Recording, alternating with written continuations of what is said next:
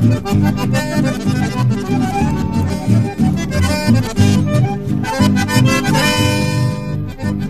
la esperanza perdida me acerqué hasta tu morada para pedirte un favor. Gaucho de mi devoción, Antonio Gil milagroso, hoy quiero lleno de gozo homenajearte con fe, con un típico chamamé de mi Taragüí glorioso.